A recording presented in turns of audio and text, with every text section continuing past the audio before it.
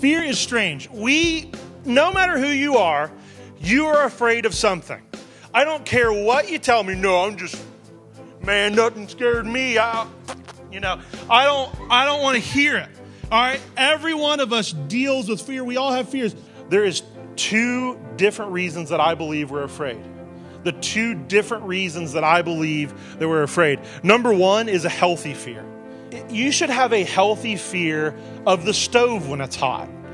Number two, this is a fear that exists because it's a symptom of a lie we believe. There's a fear in our life because of a lie that we have come to believe.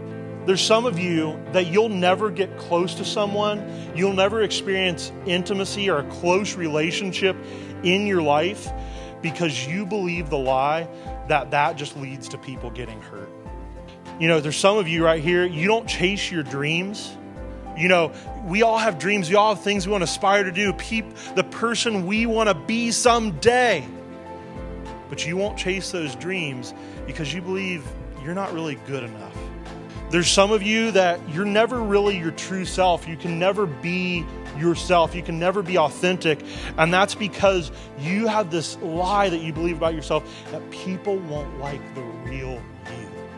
But Moses said to God, "Who am I that I should go to Pharaoh and bring the Israelites out of Egypt?" So we see here Moses' fear. You see, God wanted him to go and do this, but he believed a lie about his calling. You see, he didn't think he could do it. He felt like he was a failure. He felt like he couldn't do something so big. You see, he believes the lie that God isn't big enough to do this. These are the lies that Moses believed.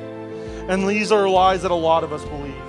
That we aren't good enough and that God's not big enough.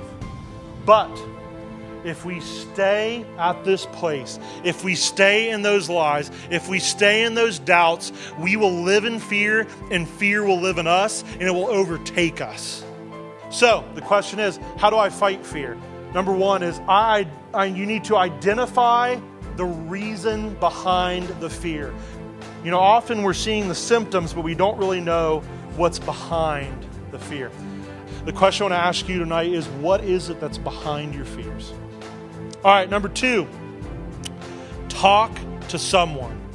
Guys, whenever we talk to another believer, whenever we get this stuff out in the open, it loses power. Third thing, fight the fear or live in the fear. You have to make a choice in your life to say, I am not going to let this thing rule over me, and I'm going to fight it with prayer, and I'm going to fight it with scripture, I'm going to fight it with worship, I'm going to fight it in Christian community, and I'm not going to let it own me any longer. And you have to make the choice to say, am I going to run after God? Am I going to fight these fears? Or I'm going to let the enemy have a field day in my life, and am I going to live in these fears? That's a choice you have to make.